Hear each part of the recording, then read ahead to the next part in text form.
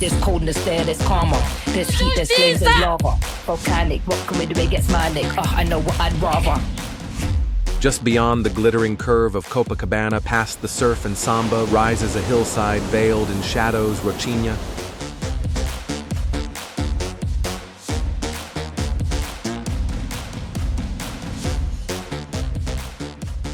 From afar, it glows with colors, stacked homes painted in blues, reds, and greens.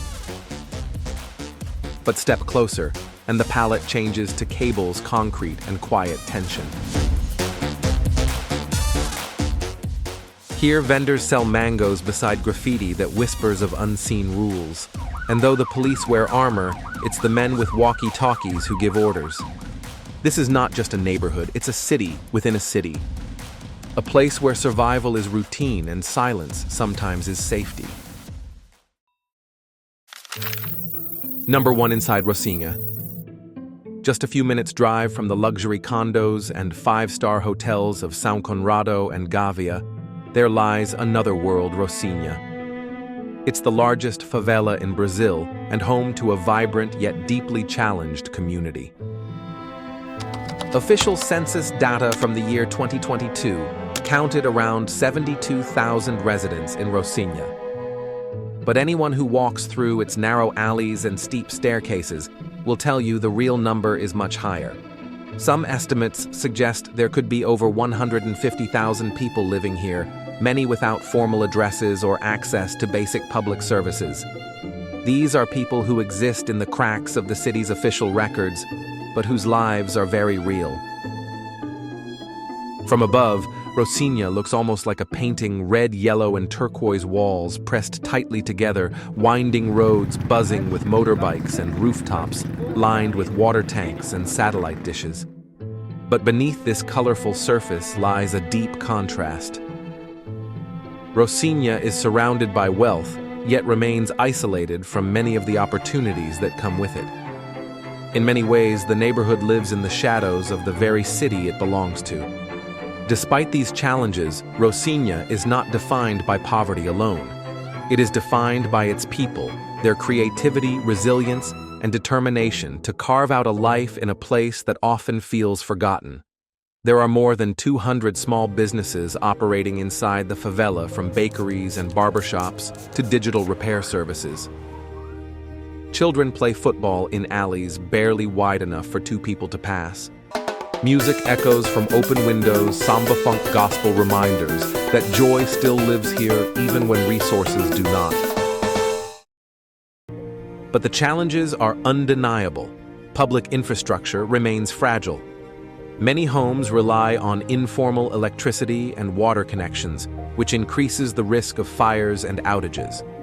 Drainage systems are incomplete or missing altogether, making certain areas dangerous during heavy rains. Access to healthcare and education exists, but remains limited. There are schools, there are clinics, but not enough to meet the needs of such a large and fast-growing population. And yet Rocinha keeps moving one step at a time.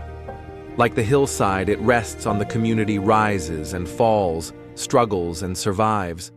It is a place of contradictions, a place where beauty and hardship walk side by side, where survival is not just a necessity, it's an art form. This is Rocinha, not a slum to be pitied, but a community to be understood.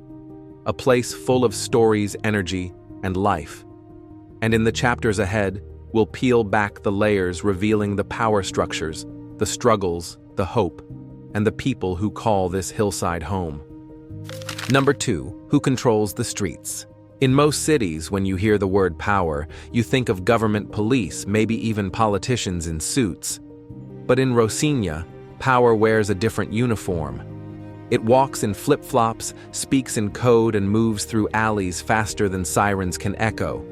For decades, Rocinha has lived under the shadow of drug factions like Comando Vermelho and Amigos dos Amigos, 2 of the most dominant criminal networks in Brazil. These groups don't just sell substances. They govern, they protect, they punish. In many ways, they replace the state. When you live here, it's not the mayor you follow. It's whoever controls your street. Police presence in Rocinha is more like a seasonal storm, loud, chaotic, and unpredictable. Officers only enter the favela in large, heavily armed units during planned operations, and even then they're often met with resistance. According to a report published in early 2025 by the Instituto de Segurança Pública, nearly 70% of Rio's favela residents say they rarely or never see police in their neighborhoods unless there's an armed confrontation. But this isn't lawlessness, it's a different kind of law. Drug factions have established their own systems of order.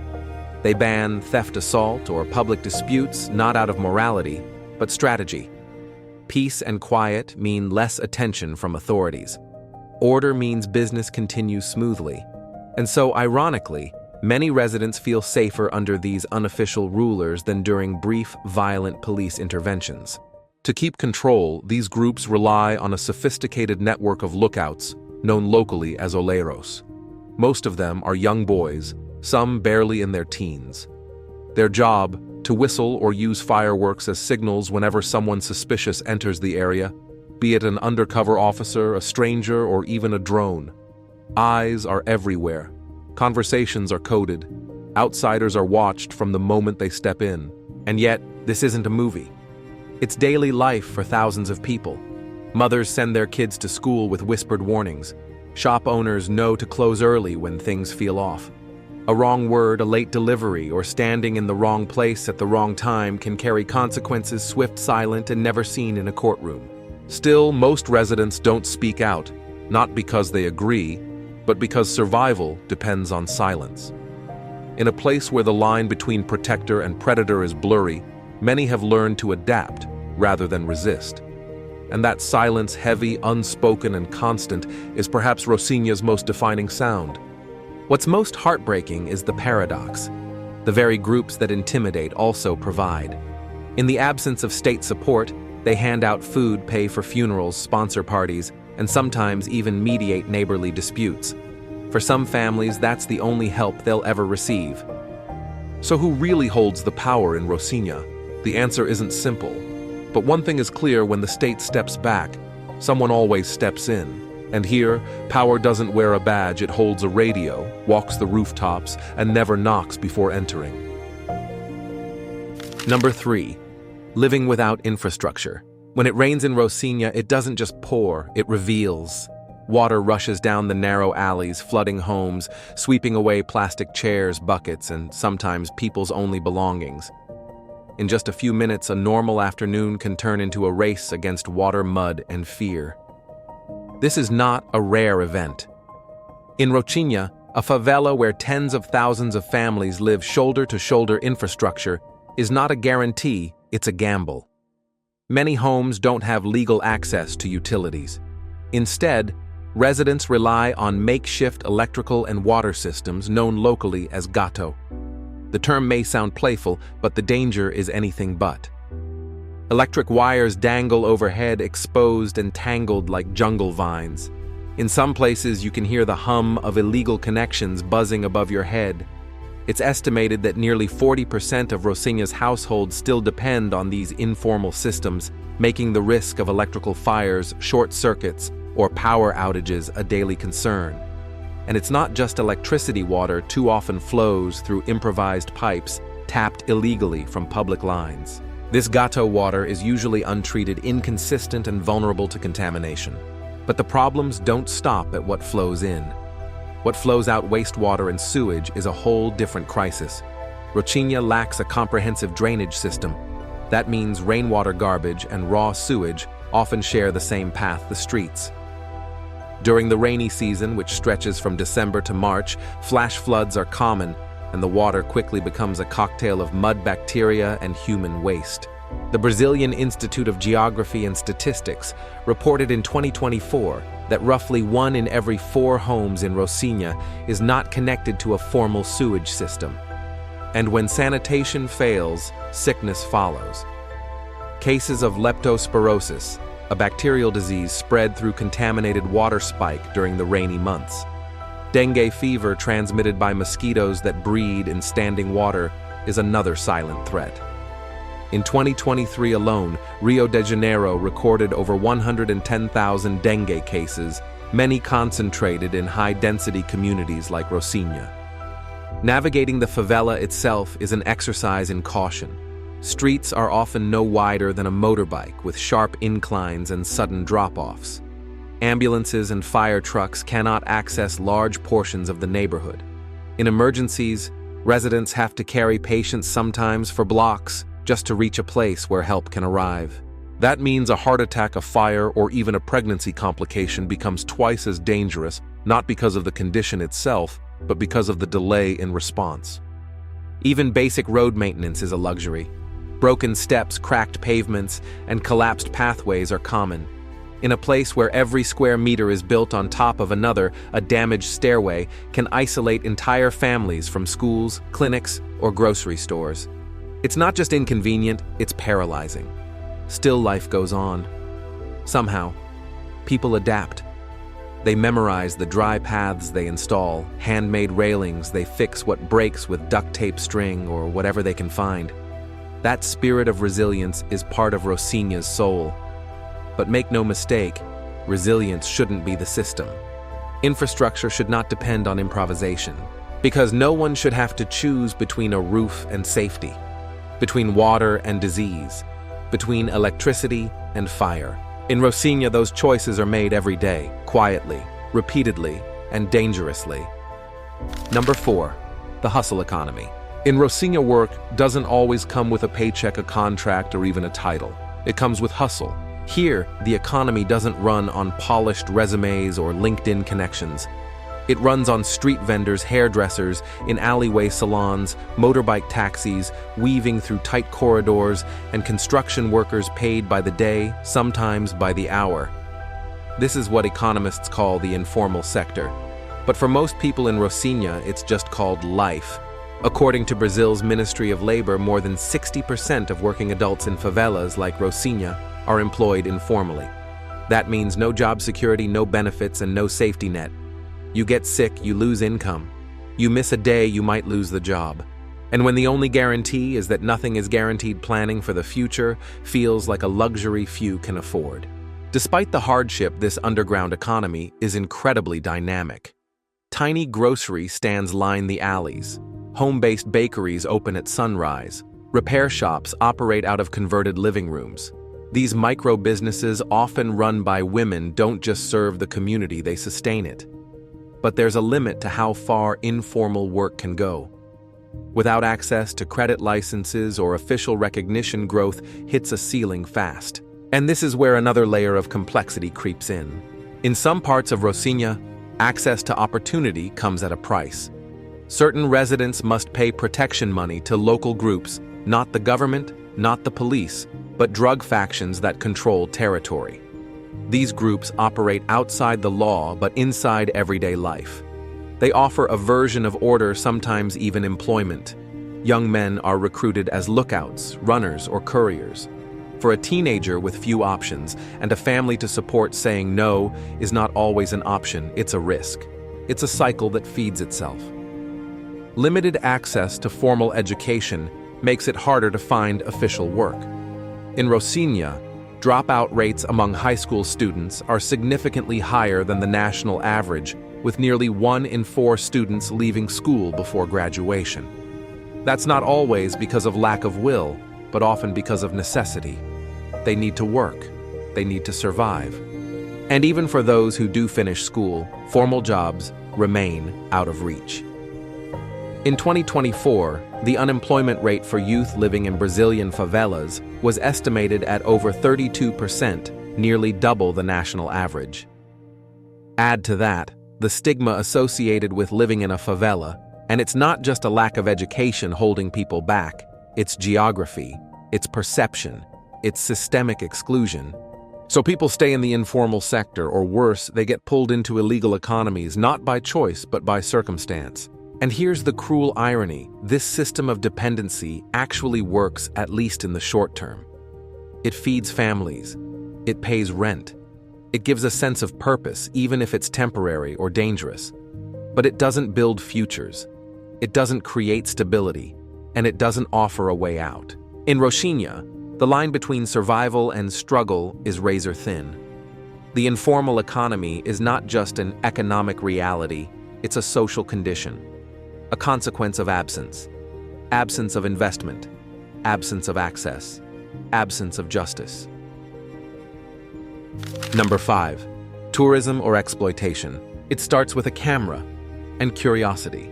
Tourists hop off air-conditioned vans, wide-eyed and eager, clutching smartphones and water bottles.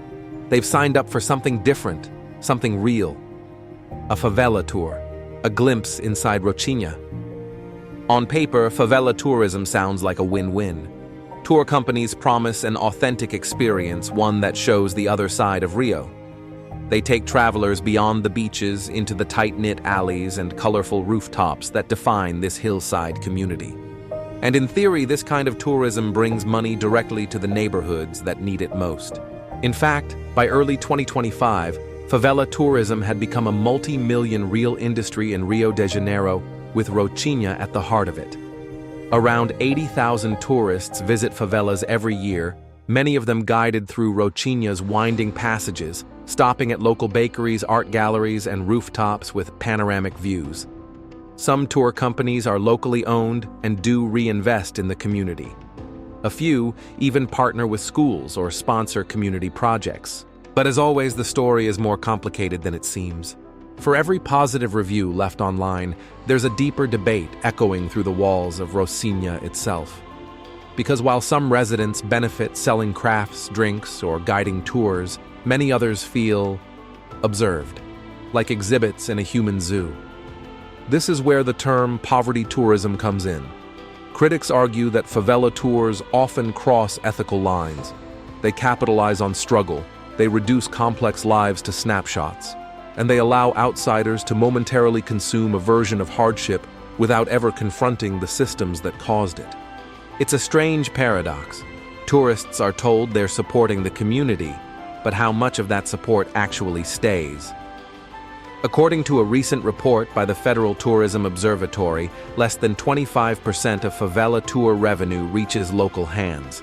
The rest goes to outside operators, booking agencies and private companies based in wealthier parts of the city. And the impact goes beyond economics. When visitors parade through Rocinha with cameras in hand, snapping photos of laundry lines, children playing, or murals on crumbling walls, they may not realize the emotional toll. Residents have described feeling exposed, stereotyped, or misunderstood. Imagine someone photographing your front door, your grandmother, your kitchen, without ever saying hello. Still, not everyone in Rocinha opposes tourism.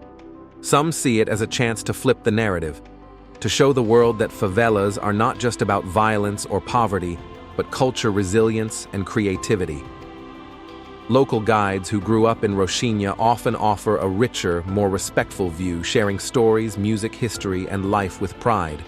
When done right, these tours become bridges, not binoculars. But that done right is the key. True community tourism is rooted in consent, collaboration, and fairness. It includes locals in decision-making, pays them fairly, and protects their dignity. It shifts the focus from look at them to learn with them. Without that balance, favela tourism risks becoming just another way inequality puts itself on display. So is it opportunity or exploitation? The truth is, it can be both. It depends on how it's done, who leads it, and who benefits from it. It depends on whether tourists come to witness or to listen, to support or to consume. In Rocinha, the stakes are high. Every tour shapes perception. Every photo becomes part of the story. And every step taken inside the favela should walk hand in hand with respect. Because this isn't a theme park. It's home. A living, breathing, complex community. And no one wants to be someone else's experience if it comes at the cost of dignity. So the next time a visitor asks, "Can I take a picture?" maybe the real question should be, why am I here? Number 6. Promises and resistance. If there's one thing Rocinha has never lacked, it's attention. But attention doesn't always lead to action, and when it does, the results can be complicated. Back in 2008, the Brazilian government launched a program known as pacification. On paper, it was meant to restore order in favelas like Rocinha, by sending in specially trained police units known as UPPs, or Police Pacification Units. The goal to remove armed groups, rebuild trust, and finally bring these communities under the care and protection of the state. But on the ground, the reality was far messier. For a while, things looked hopeful. Crime rates dipped, tourists returned, investments were announced. But by 2023, the cracks had widened. Reports from the Rio Public Security Institute revealed that in over half of the favelas where pacification was attempted, police presence had either been scaled back or withdrawn entirely, often due to lack of funding personnel or community cooperation. And in some cases, these operations brought more fear than peace. Clashes between police and criminal groups sometimes turned neighborhoods into conflict zones. Residents described feeling trapped, caught between bullets, and broken promises. The phrase pacification began to feel less like hope and more like a headline. Beyond policing, there have been efforts to physically rebuild Rocinha. Public works projects have promised new roads, upgraded housing, better sanitation, and expanded healthcare access. In 2022, a government-led project began installing reinforced drainage systems in Rocinha's lower sector, an area known for dangerous flooding. But by mid-2025, construction had stalled for over 9 months, citing budget shortfalls and contractor disputes. This isn't an isolated case.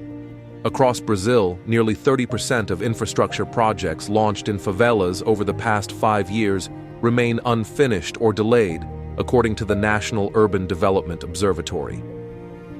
The pattern is familiar: funds are announced, work begins, cameras roll, and then silence. So who steps in when institutions fall short? The community itself.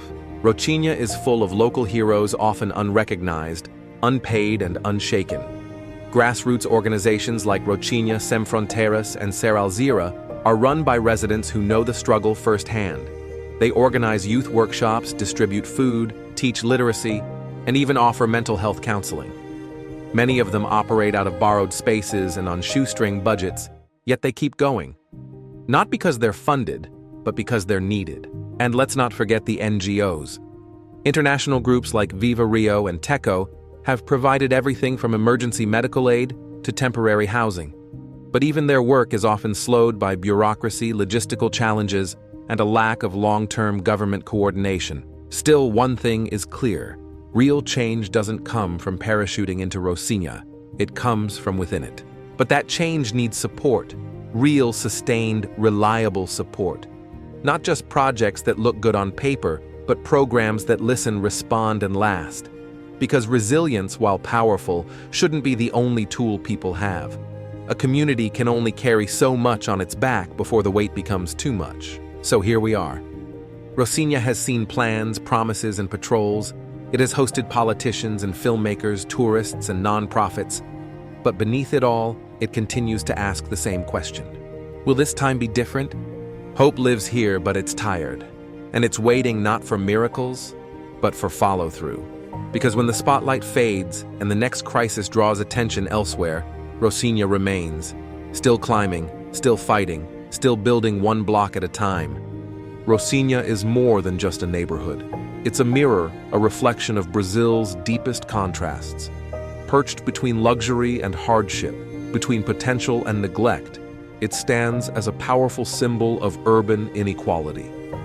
And yet against all odds, this community endures. Not through privilege, but through persistence. Through music echoing in tight alleys, through meals shared on borrowed balconies, through people who choose every single day to keep building even when the system forgets them. Real change won't come overnight. It won't come from outsiders alone, but it can come from governments that listen, from organizations that care, and from a global community that refuses to look away. If this story moved you, we invite you to be part of the conversation. Drop a comment, share your thoughts, and subscribe to NVL Travel Documentary for more human stories from places the world often overlooks. Because travel isn't just about where we go, it's about what we choose to see.